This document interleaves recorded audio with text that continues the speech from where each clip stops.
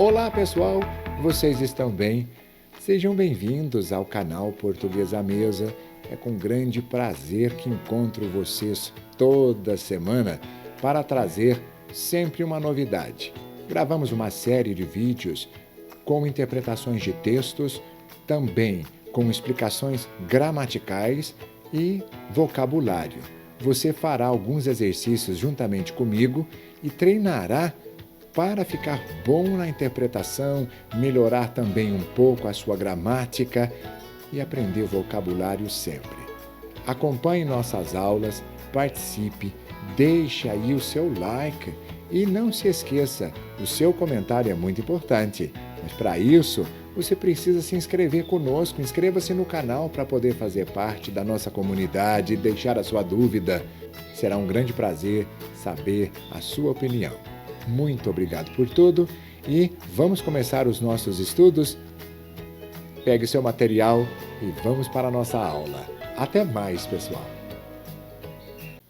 E vamos iniciar a nossa aula de hoje com um pouco de leitura, interpretação e gramática, para você ficar afiadinho com a língua portuguesa aqui no canal.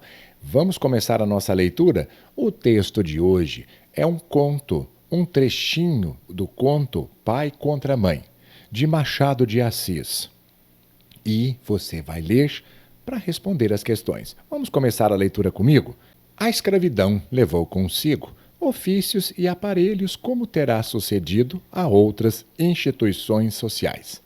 Não cito alguns aparelhos, senão por se ligarem a certo ofício. Um deles era o ferro ao pescoço, outro o ferro ao pé. Havia também a máscara de folha de Flandres.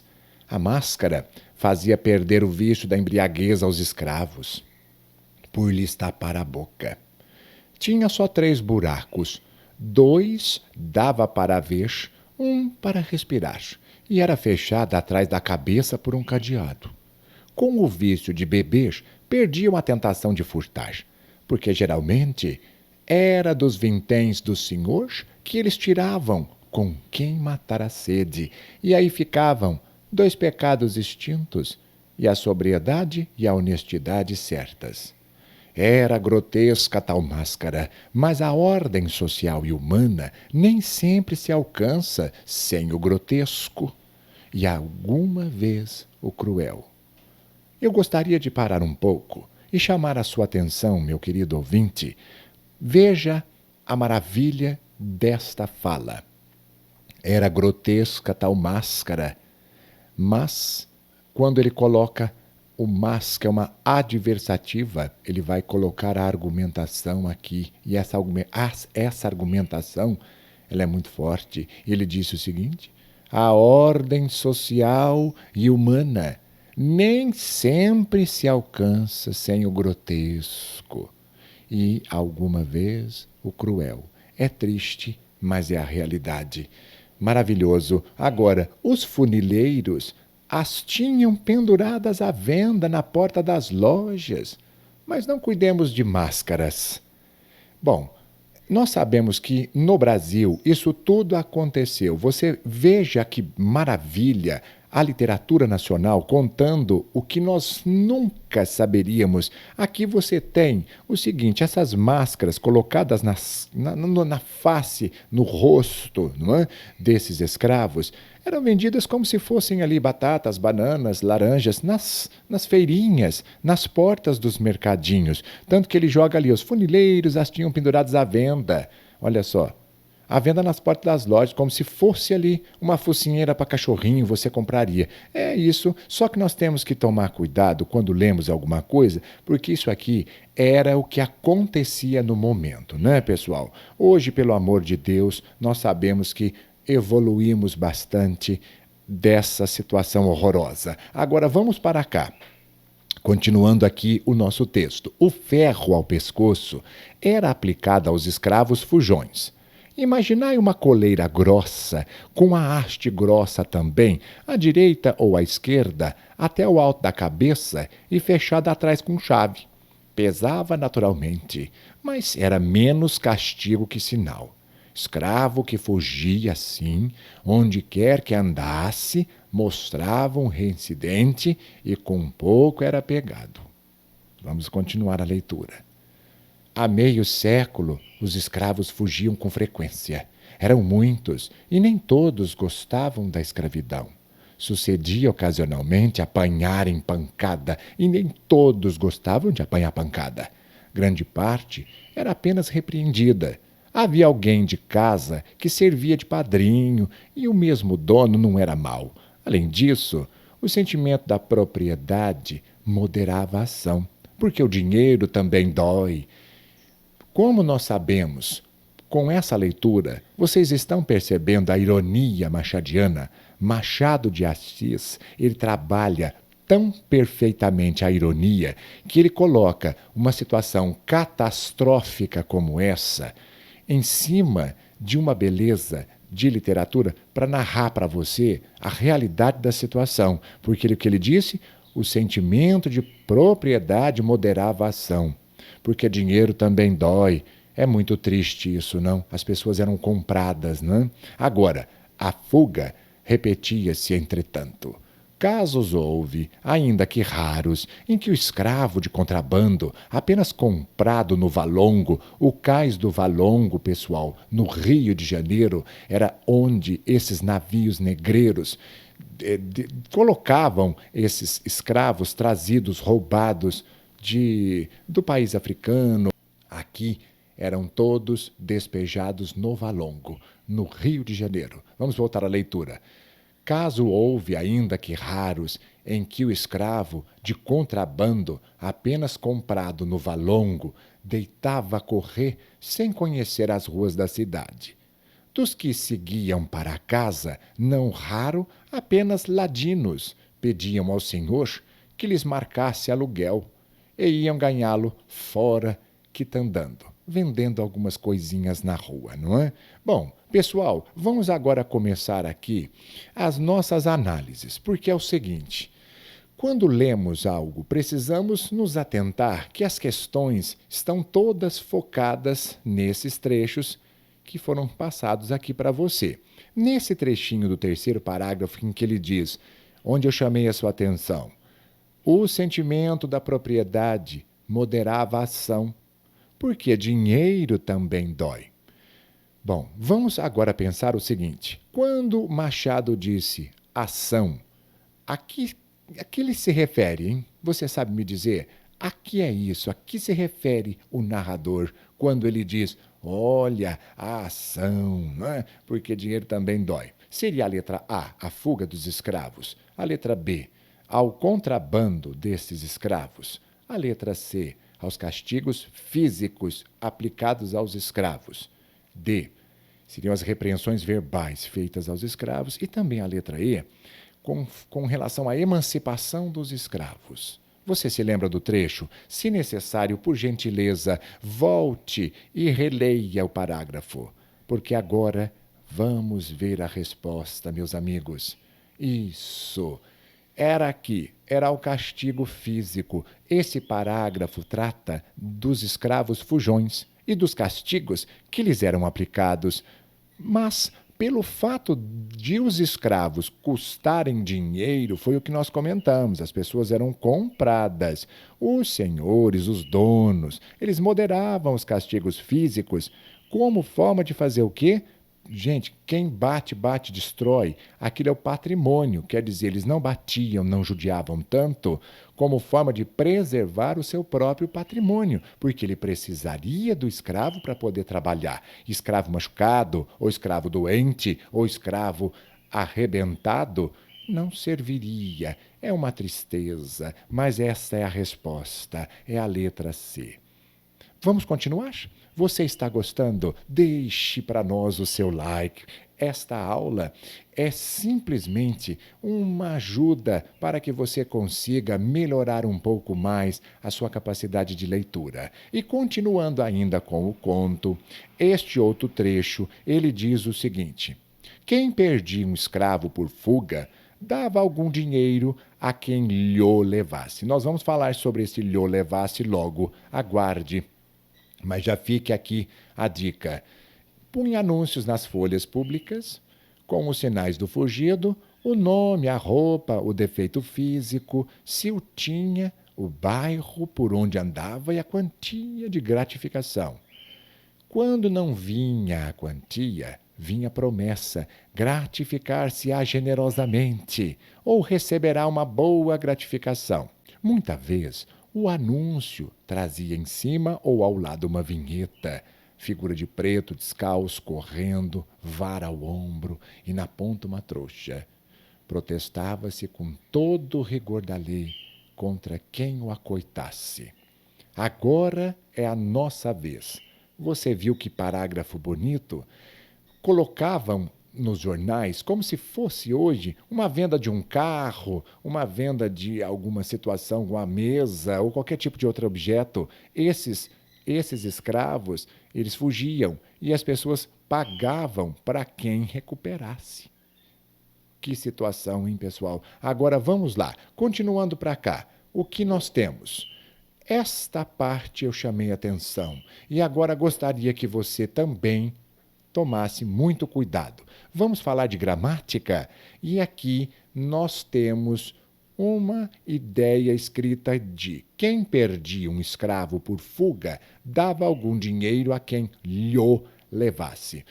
Bom, vamos ler a questão. Na oração em que está inserido o termo destacado, que no caso é o verbo levasse, este verbo levasse, ele pede complementos. Como estamos lendo na questão, você já deve ter notado, objeto. O que é um objeto? Objeto é um complemento verbal. Este complemento verbal pode ser preposicionado ou não preposicionado. Quando ele é preposicionado, nós dizemos que o objeto, que o complemento é indireto. E quando ele não vier precedido de preposição, nós já sabemos que ele seria o objeto direto, o complemento verbal direto. Na maioria das vezes, são substantivos que são colocados como complementos, como alvo da ação verbal. No caso, aqui você leu: quem perdia o escravo por fuga dava algum dinheiro a quem levasse o escravo para o dono. Seria isso que está escrito aqui. Mas o Machado, e na época, pessoal, hoje já não se usa mais essa fusão de lho, porque aqui seria o lhe e mais o o. Agora você precisa perceber o seguinte: eu levava o escravo para o dono dele. E no caso, nós temos dois objetos ligados em um só. Por isso é que a questão apresentou para você reconhecer o uso desse lho, que seria lhe mais o. E nós sabemos, pela lógica, que o pronome lhe, anote isso aí no seu caderno e não esqueça, o pronome lhe, quando ele é ligado ao verbo, ele é um objeto indireto. No caso, seria levar para o dono o escravo. E qual seria a resposta que você precisa marcar? E a letra? Isso. Primeiro, você tem um objeto direto e um objeto indireto. O verbo levar aqui, dentro da oração que ele está inserido, ele acompanha esses dois, não é? Que o objeto direto é o escravo e o objeto indireto, o dono do escravo, né? Que faz referência ao quem. Quem seria o dono? Olha lá, quem? Quem que é o dono? Nós não sabemos, né? Mas você levar para o quem. E é isso aí. Ambos pronomes estão juntos aqui no lho. Aprendeu? O objeto direto é o, que seria o escravo, e o lhe, o dono dele, o proprietário do escravo. Você entendeu? Ficou difícil para você? Se você tiver dúvida, deixa o seu comentário. E também já aperte aí o botãozinho no like. Não custa nada você fazer isso para mim. Vamos continuar? Você lembra quando leu aqui comigo esta situação? Protestava-se com todo o rigor da lei contra quem o acoitasse. Quando o escravo fugia, não é? E agora, o que aconteceu? Você ficou com a ideia bem mais clara quando eu disse isso, não foi? Protestava-se com todo o rigor da lei contra quem o acoitasse. O que seria se acoitasse? Decida. Você tem essas 5 opções aqui. Vou deixar à vontade. Você vai parar o vídeo agora e você vai me dar uma resposta. Já marcou a sua resposta? Porque a resposta é a letra Isso, esconder-se. Como nós podemos notar, pelo contexto aí, o acoitar é esconder, porque o autor fala sobre como se construíram, não é, os anúncios que buscavam recuperar os escravos. Então ele estava formulando ali um protesto que seria até contra a lei quem escondesse esses escravos, não é? É por aí o caminho, viu? Olha só que situação, hein, pessoal? Eis a nossa história brasileira. Agora, vamos terminar? Aqui ele diz o seguinte: ora, pegar escravos fugidios era um ofício do tempo. Ofício do tempo, vocês perceberam, era até uma profissão. Quem era que buscava, não é? Esses escravos, os capitães do mato. E aqui ele diz: não seria nobre, mas por ser instrumento da força com que se mantém a lei e a propriedade, vocês viram, era isso mesmo. O escravo tinha dono, então o dono tem direito sobre a propriedade que ele comprou.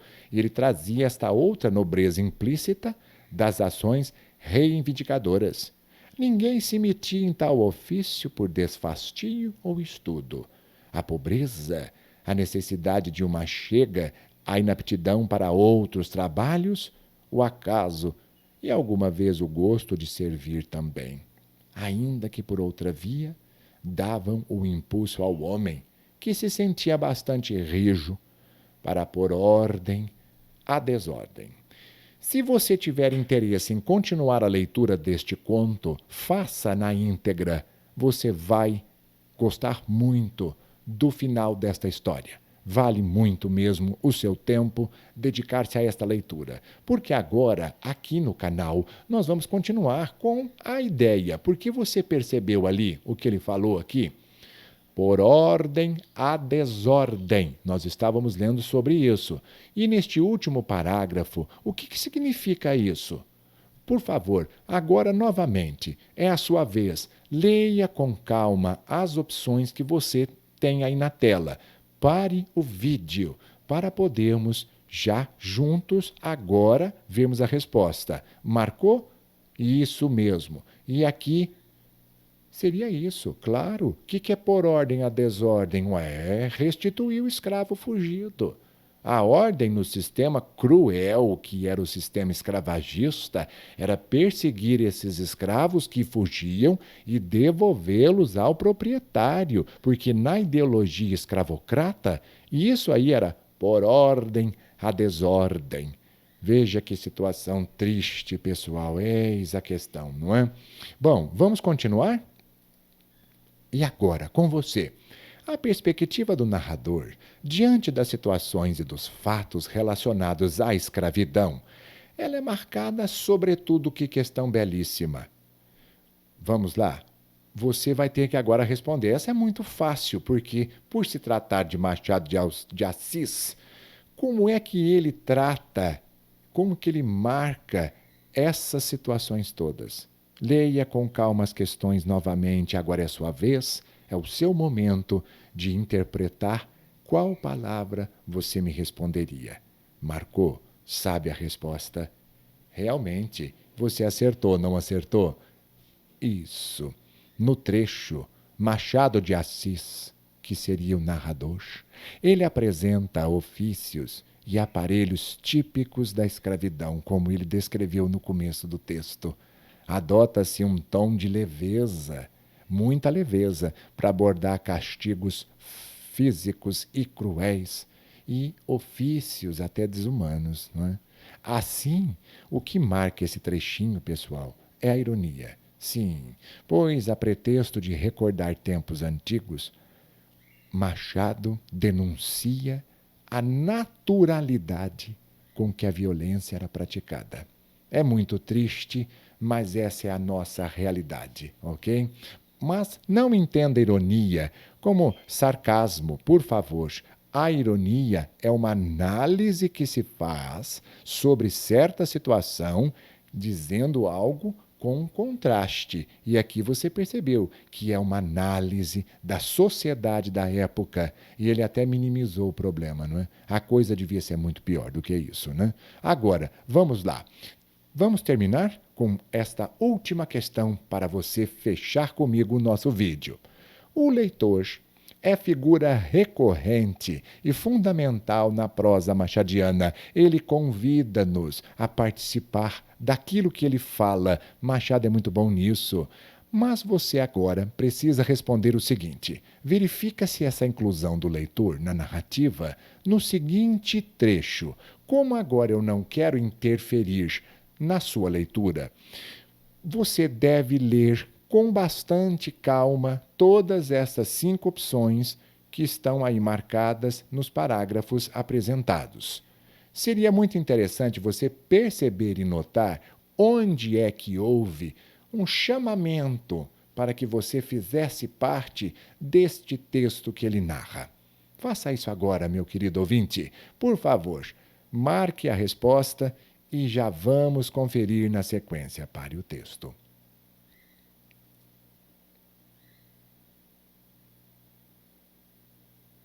Tudo bem, você marcou, ficou bom, e a resposta é essa aqui, ó. Isso. A inclusão aqui na narrativa, eu não sei se você percebeu, mas se dá pela interpelação direta que ele faz, pela forma verbal. Imaginai, que seria imaginai vós. É a segunda pessoa do plural do imperativo afirmativo que refere-se ao interlocutor, que no caso é o próprio leitor.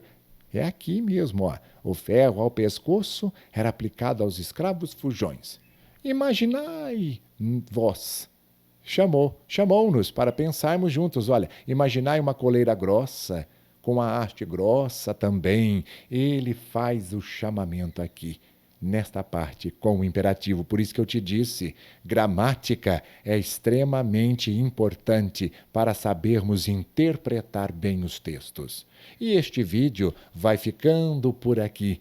Nossa próxima aula, vamos continuar com mais leituras e interpretação para te ajudar a melhorar o seu português a cada dia. Um grande abraço a todos e eu te encontro em nossa próxima aula, pessoal. Até mais!